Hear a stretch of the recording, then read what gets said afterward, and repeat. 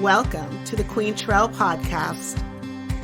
Meditation doesn't have to be sitting still and having an empty mind. The journey is such a beautiful thing because we are all on a journey. You want to make sure you have some kind of distribution plan, or at least have an idea of it, because you can make this really amazing film and it only gets seen by your family and friends. Old Hollywood is still intact. Every horse runs hard, but when they win, and they know it, they've got this little sass about them. It was pretty rough. I had to go into the water and with my med pack, swim to the beach, treat these guys, put them on my back, swim out to the helo. And I'm like, oh my God, I've never seen those before. And I said, what are those? And before I could even finish the sentence, she said, oh my God, you didn't touch them, did you? Even if monarchs go away and we never see one again, because there never will be monarchs again if they die out, it is just a little indicator of larger threats to humanity. My dad said, so what were you guys doing in the desert? And I said, we were taking nude photos.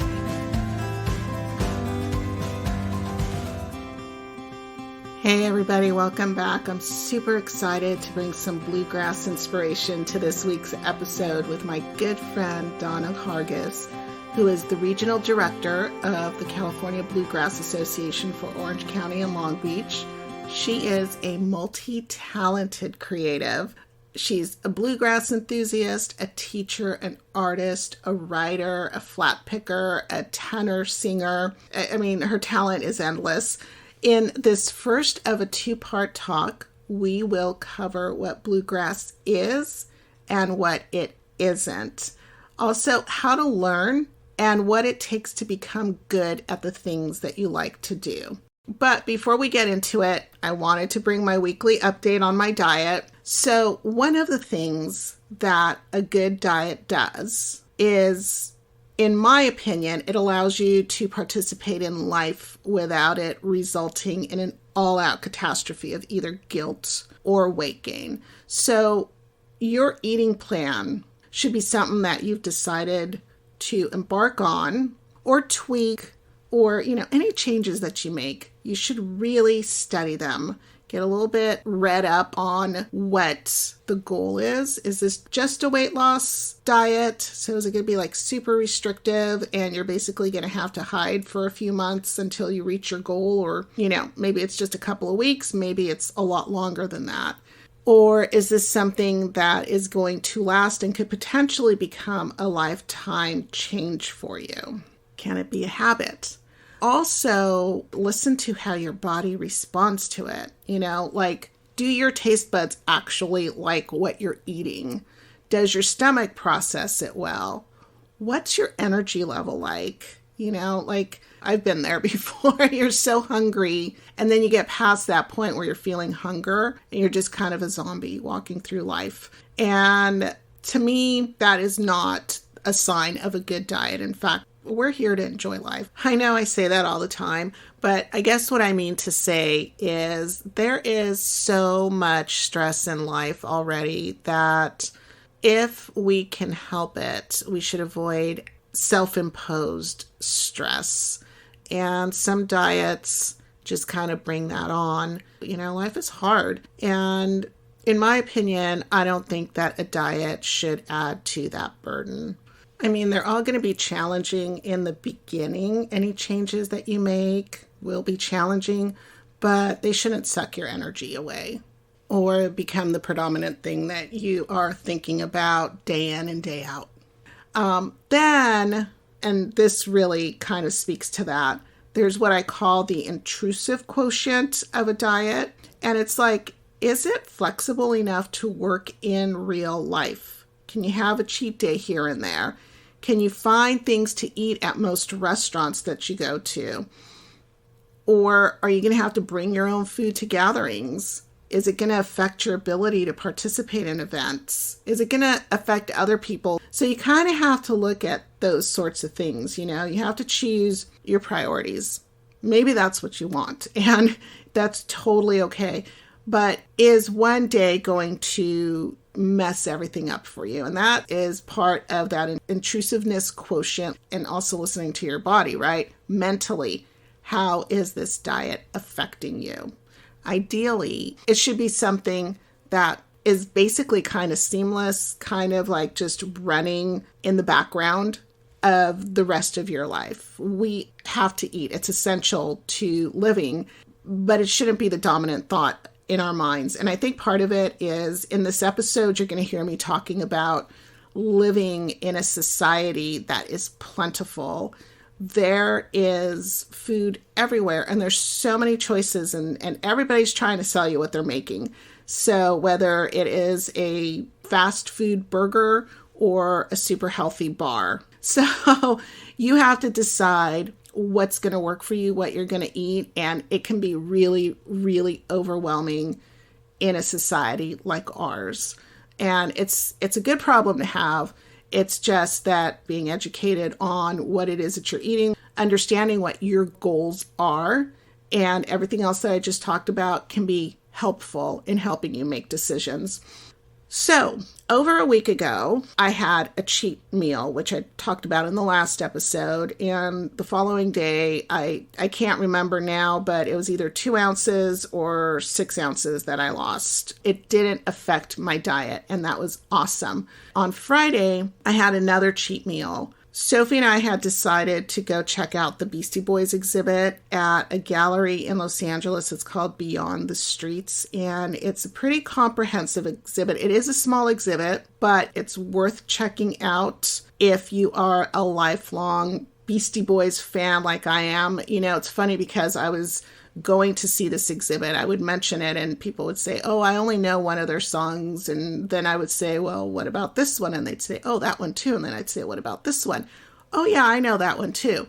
And the Beastie Boys came out, and their music really comprises a large part of the soundtrack of our lives.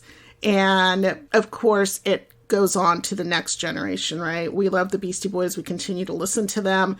And then our kids are like, oh, this is cool. And they're one of those bands, in my opinion, that have stood the test of time. Their music is still fresh, regardless of when you listen to it.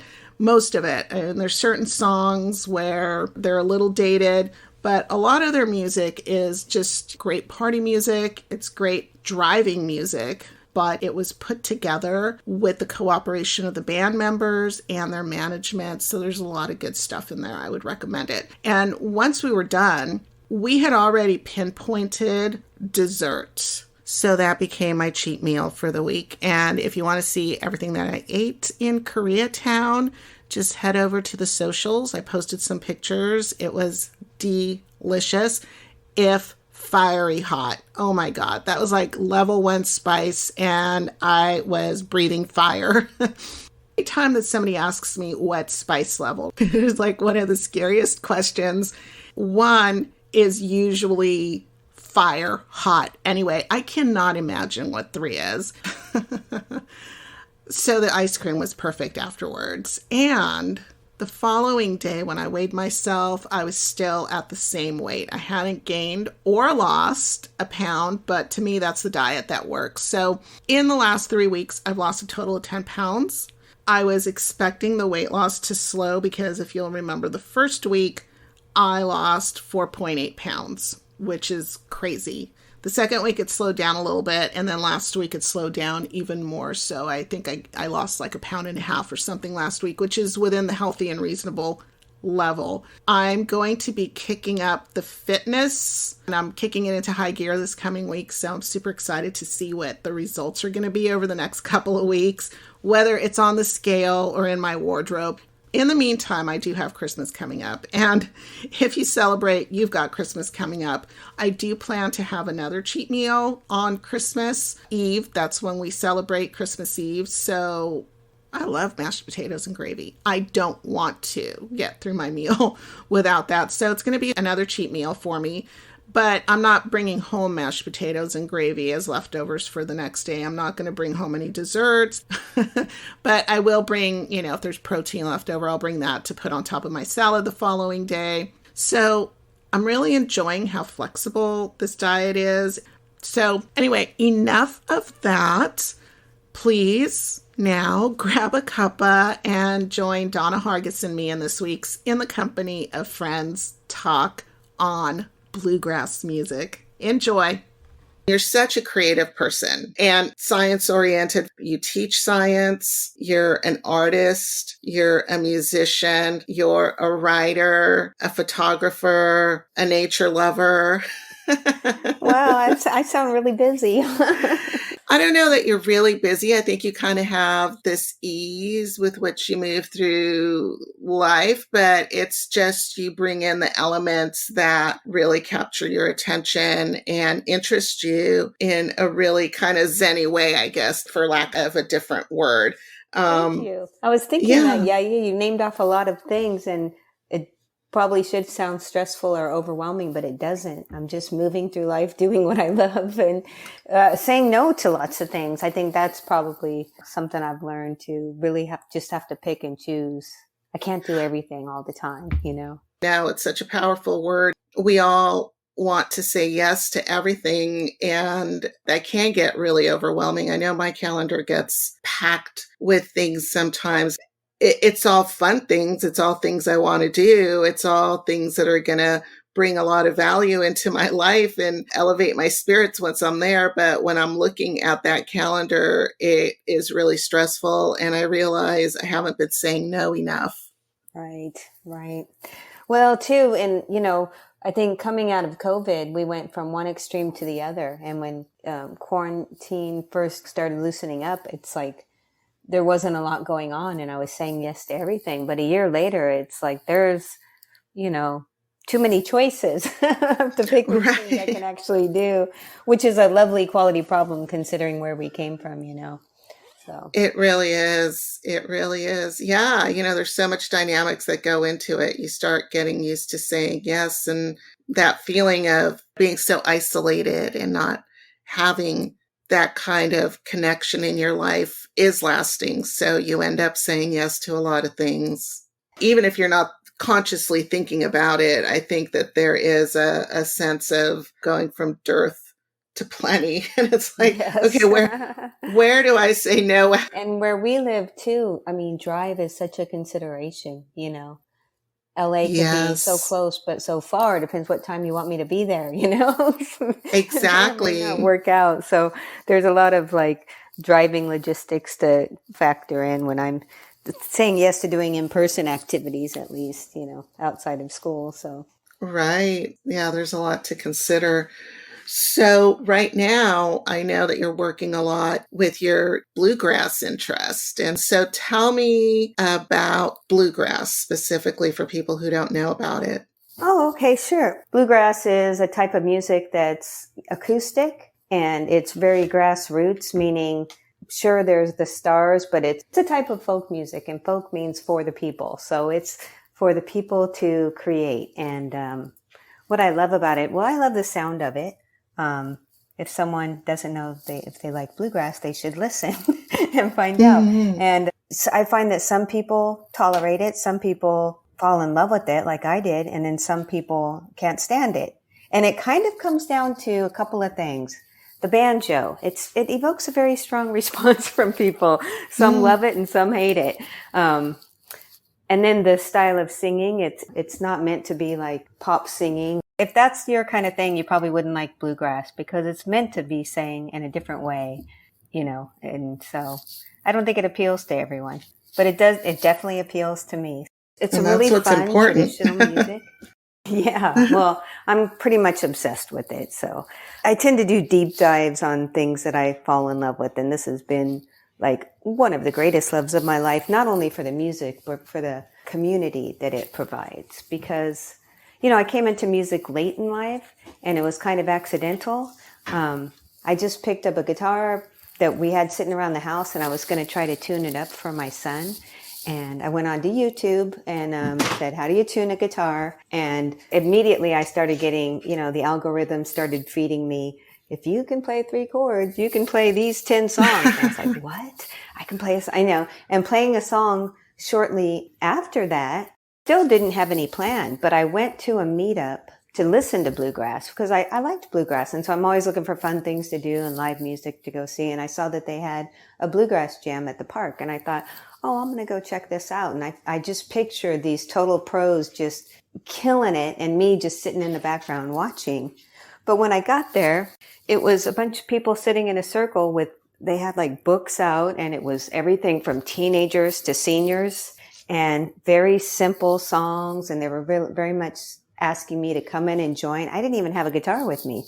They're all, come back next week and bring a guitar. And so I did. And I went home and, they had a little book called the Bluegrass Faith Book. I bought it and I started going through it and trying to learn. And I've been really, really lucky because I don't think there's a lot of genres of music where they're so accessible for you to get into so easily. So as an adult, being a beginner and having this free place to go every Saturday where I would just, at first just play basic songs and practice going through the chords. And it was the first time I ever sang in front of anyone. And like since then, it's like become rapid growth and just total obsession for me, and learning more and more and going to more jams, better jams, invite only jam. I even get invited to some of the, more elite ones, which is flattering and awesome. And I also found, aside from the playing the music, learning the music, singing, which is a pure joy for me, I also got really involved in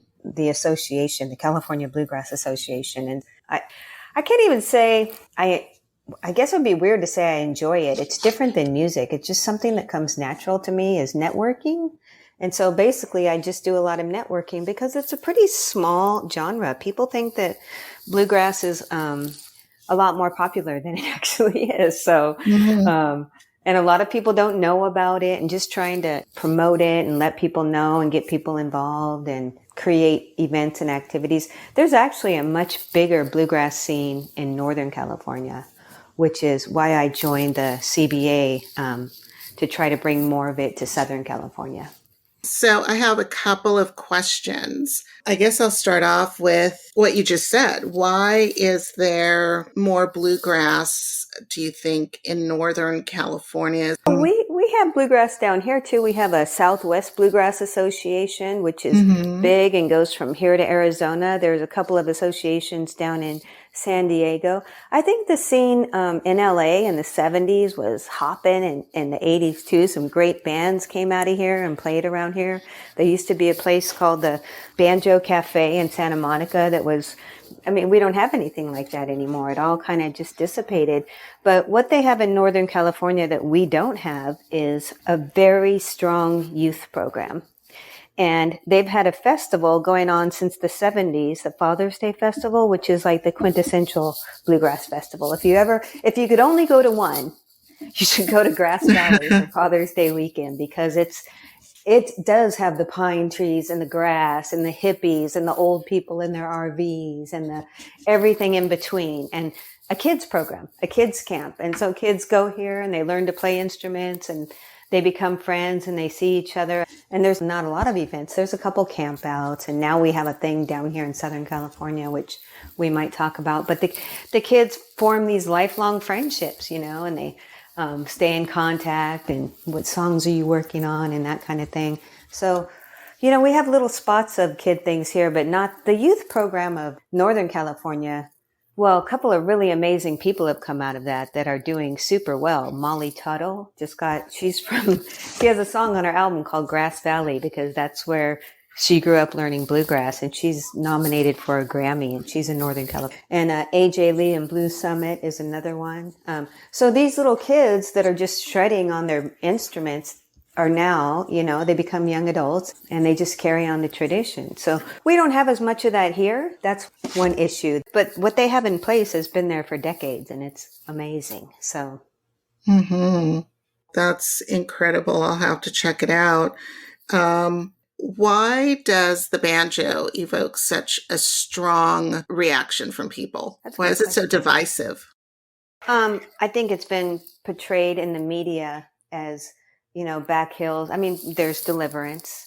Now, think about this. My students, they don't know about the movie Deliverance, but that stereotype has kind of been perpetuated through the years, both the hillbillies, the blacked out teeth, the sitting on a bale of hay. And that's not even what bluegrass is like.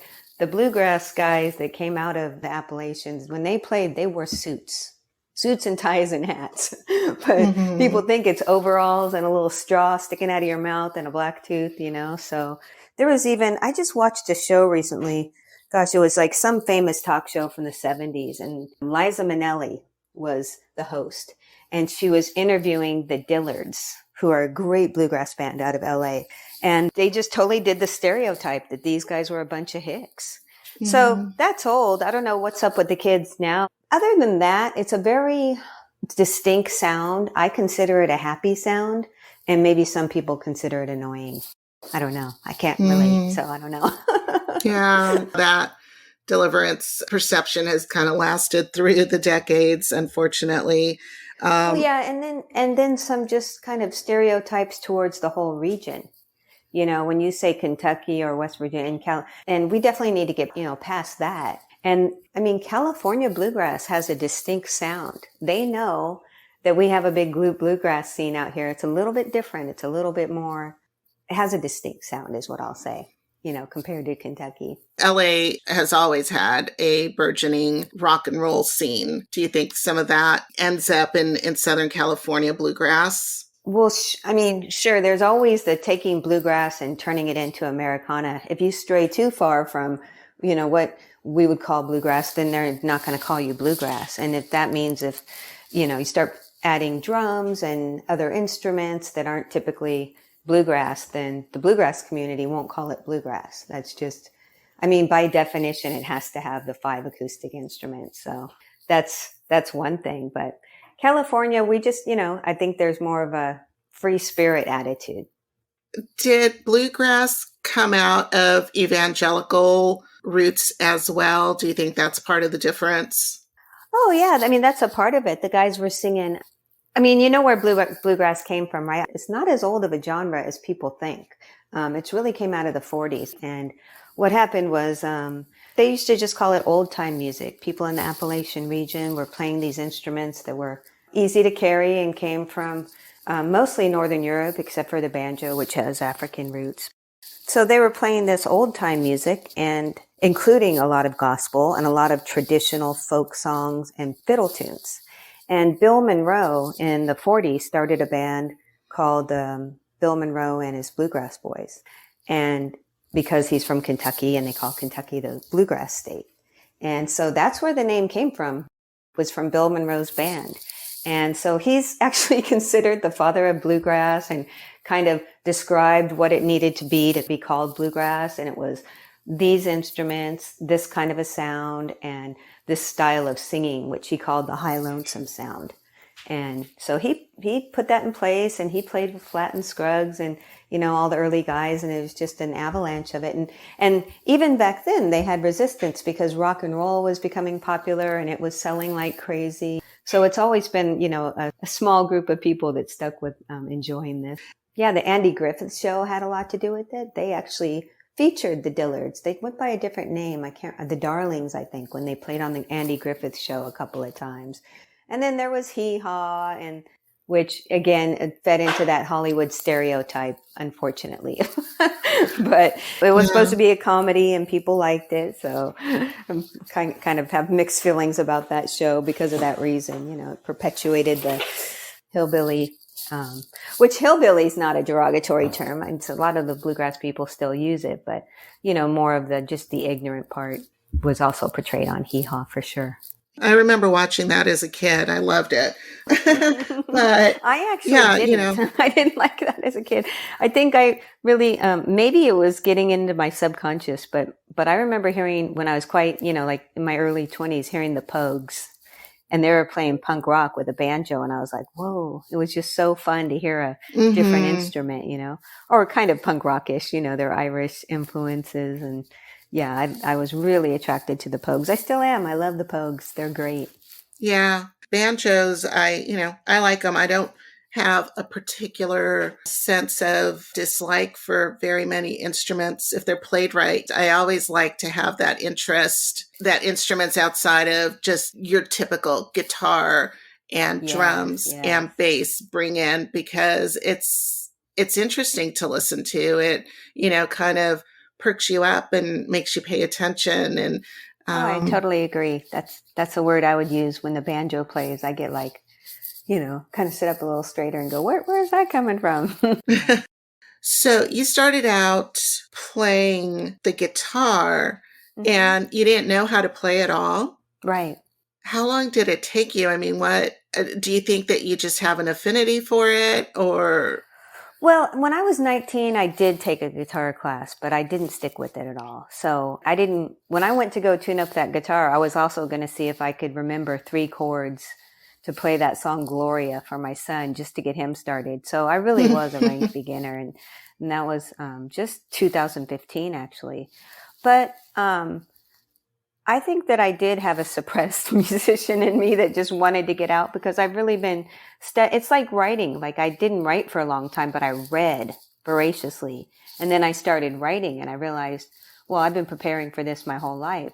I've been like a really active listener of music, really paying attention to the different instruments and what they're doing and things like that.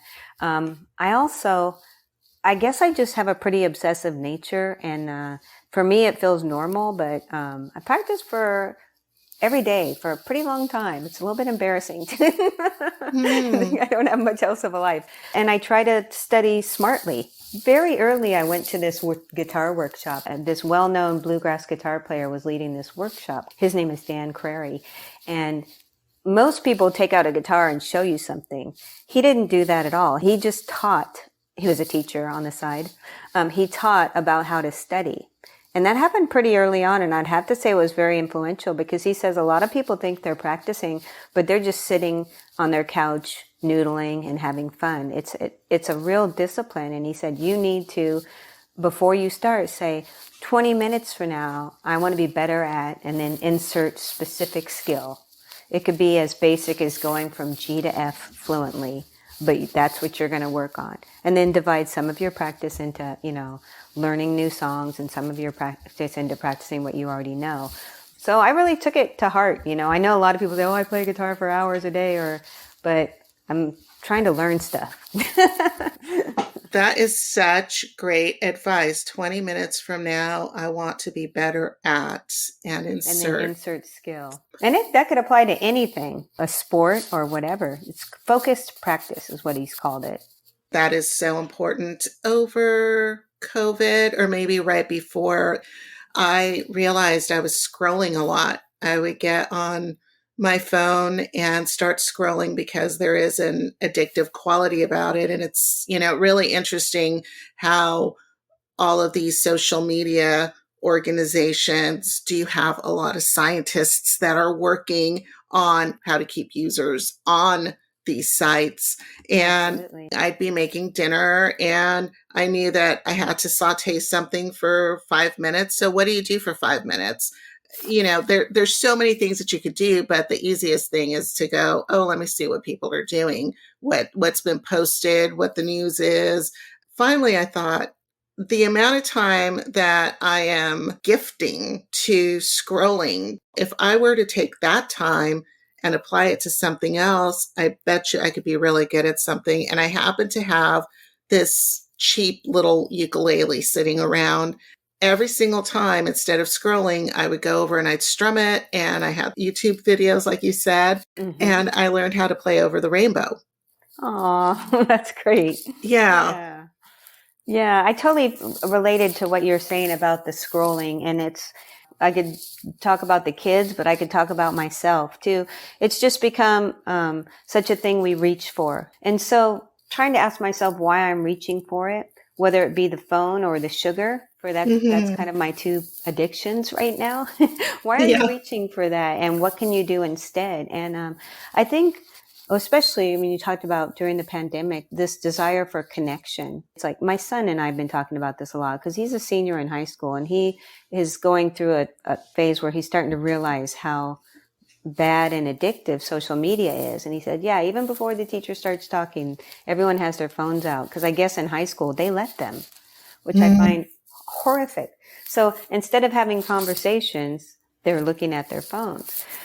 So getting an instrument in your hand, an acoustic instrument, I mean, these relationships I was talking about, it's that need for connection, because in bluegrass, there's no rock star. There's no, we've had people show up to a jam who thought they were great guitar players, and they say, who plays lead? And we're like, we all do, or no one does, we take turns, we go on, everyone plays the melody, and then everyone there's no rock stars here.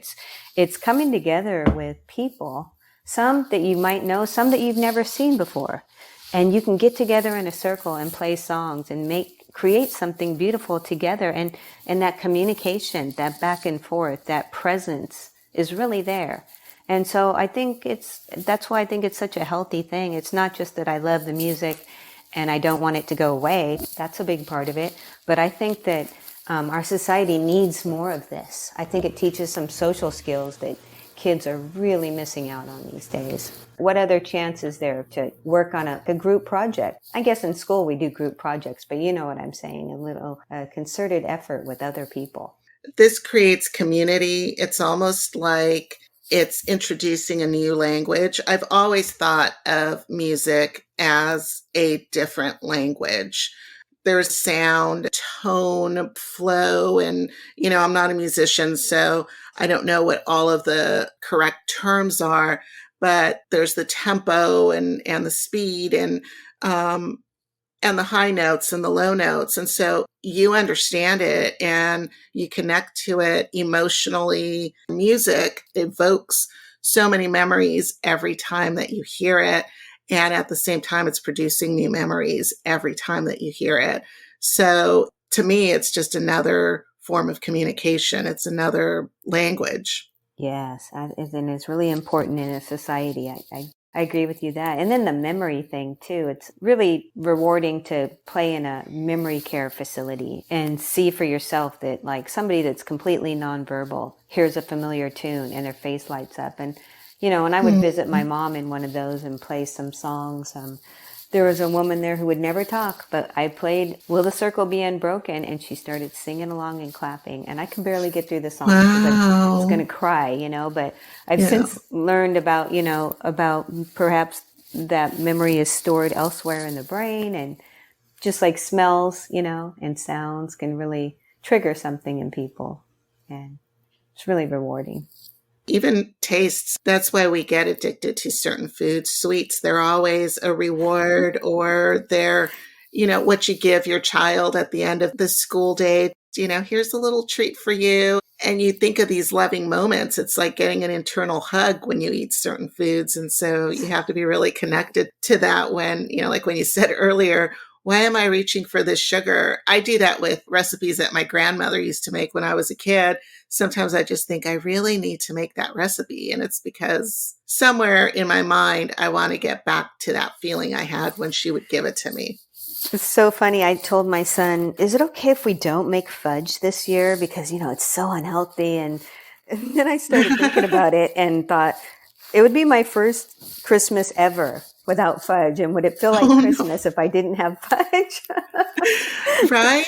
I think I need to make some and immediately give it all away except for 3 pieces just so I can feel festive. Oh my gosh. Yeah. And then traditions like that, and fudge, probably every time that you eat a piece of fudge is very representative of Christmas for you. It is. I haven't made fudge in a really long time. I'm actually on a diet right now, and I hate calling it diet. I'm a former fitness nutrition coach, so diet just is really anything that you eat. Any pattern of eating is a diet. So it could be healthy, it could be unhealthy. Yeah. And because of my knee, I gained a lot of weight this last year, and I'm just finally being able to move and do something about it. And so there's no sugar in it. None whatsoever. And I actually don't miss it, which is really interesting to me. And I think maybe it's kind of that obsession that you were talking about. I can get obsessive about things too. And right now I'm in a good place with this diet. Yay. That's great. Yeah. It's a tough topic for a lot of people, probably everybody in some way, but some more than others, 'cause, it is. Yeah. We live in such food abundant society. And just like the screen, the scrolling, it's such an easy go-to. I mean, and if you've ever luckily I really enjoy my job, but I think of like times where I had like a stressful office job and just would look forward to lunch because it was something in the day to look forward to. And like now I barely eat lunch, because I'm like busy and loving what I do. But when you're not happy, it becomes a real easy, cheap fix, It is. It's kind of personal therapy, and you have to figure out ways to change that. And that's hard. I think addressing the underlying issue is like again, I said for myself, why are you reaching for that?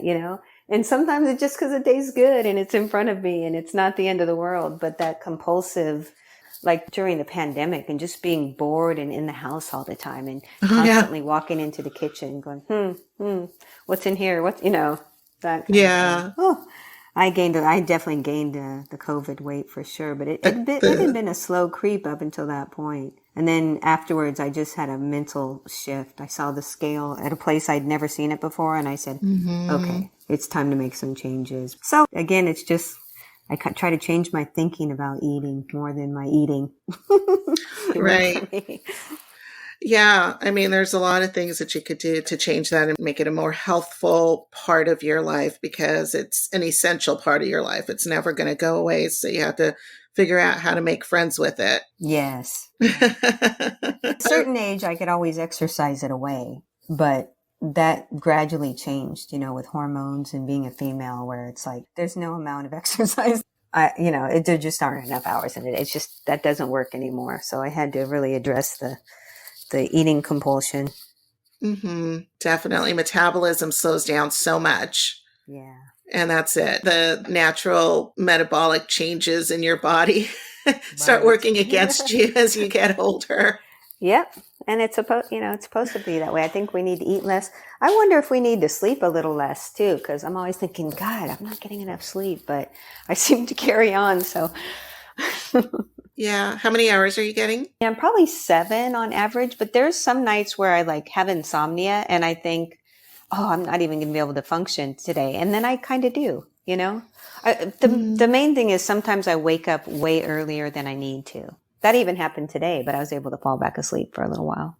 Oh, that's good. Yeah. Sometimes when I fall back to sleep, I just am more tired when I get back up. I have crazy dreams when that happens. Oh, do you? Yeah. I don't remember my dreams. I don't even know if I'm assuming that I dream. I'm assuming everybody does, but I'm one of those people that does not remember dreams. But if I wake up and then decide to go back to sleep for another 20 minutes or another hour, I will remember those dreams. So, yeah. So they must be vivid. It must have something to do with that short amount of time. But I wanted to ask you, so you joined this meetup group, and Meetup is such a great platform. And then you learned how to play guitar. You got very dedicated about it. How did it go when you started singing? You sing and play at the same time. And I know that is very difficult. Yeah. I know when I was learning the ukulele, I felt like I was getting at a point where I really wanted to sing along with what I was playing. And the minute I opened my mouth, my hands completely forgot what they were doing. It didn't matter how much I was thinking about my hands while I was trying to say anything, it just stopped. Yeah, we got to do both at the same time. And I think I always did from the beginning. In bluegrass, again, at jams, it's, expected that you're going to sing. And if you don't, you can get away with it. Like a couple of the instruments are harder to play, like banjo. And right now I'm learning how to play bass. And so I purposely sing while I'm playing the bass because I think that's the way to do it. Yeah, you got to do both at the same time. I got really into singing too because what I love about bluegrass is there's harmony singing. And I did grow up, that is something that I had training in because I sang in choral music 7th grade through 12th grade. And it's funny because I never thought I was that into it. I joined the chorus class because my friends did. And it was like an easy A and all the girls are going to be in it and let's do it. And I took the class and, enjoyed it, but I never thought I was a singer. I never sang in front of people by myself. It was always with a group. And so I learned the alto part, which is often the harmony part. And choir singing, the soprano is the melody. That's what our ears are trained to hear.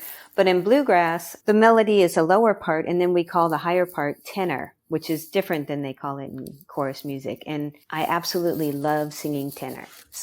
And I can because there's way more men at our jams than women. And so it's usually pretty easy for me to sing above them. And so what we do is they'll sing like the whole song, and I'll join in on the chorus. That's the bluegrass tradition. And sometimes 3-part and sometimes even 4-part harmony. But I love doing that. And if there is like a little gift or a natural talent, which, like some people will say, no, it's all just a matter of hard work. But I think that I have the ability to hear the harmony very easily, and some people don't. I don't know if that's my 6 years of chorus or the fact that I love listening to the mamas and the papas growing up. I don't know what it is, but I can find the harmony where I know a lot of people that I sing with at jams don't know how to do. And sometimes they'll even ask me to help them get started on, where's the note? How do I do this? It's funny because I can't sing. I absolutely cannot sing. And I've had people just go, oh no, come on, just sing this with me, maybe a Christmas carol or something. And then I just see this look on their faces. I'm like, I told you, I can't sing, Well, I guess there are, I haven't heard you sing, so I can't really argue the point. I don't know if it's something that could be trained or not. I mean, there are people that go to bluegrass jams that can't sing, but do anyway. Mm-hmm. Absolutely. And with a certain amount of panache, you can totally get away with that. But they have neither sometimes. And it can be kind of a drag on the music, I've often thought, well, I should just get a voice coach because I do like to sing, and thank God my kids don't care that I can't. I'm always singing in the car. And I remember singing feels good. Singing feels good coming out of your body. It's just something I can't deny. And I think that everyone feels that, whether you find your voice pleasing or not. It's a good stress reliever and it feels good. It does. Yeah. It just lets you express what you normally can't express. And, you don't have to use your indoor voice. It's fun to make your voice fluctuate the way that music forces you to fluctuate with it, and I remember I got invited to do karaoke a few years ago, and I thought, oh my God, this is not good. And I, was telling my friends, I can't sing. I said, oh, you can sing. It's not that big of a deal. You can sing. I'm like, no. And part of it is probably my apprehension to sing that keeps me from actually being able to. And I did something like what you just said. I picked some songs that I knew I could get my voice close to, and I put them on a playlist. And every time I drove anywhere, that playlist was playing and I was singing along with it. And I remember talking to a music teacher once, and she said, all you have to do is close one ear off, and then you'll hear your voice inside of your head. Your voice will now sound the way that it sounds to other people. And so I had my little earplugs. I did that for 3 months. I was practicing like crazy. I was recording myself at home.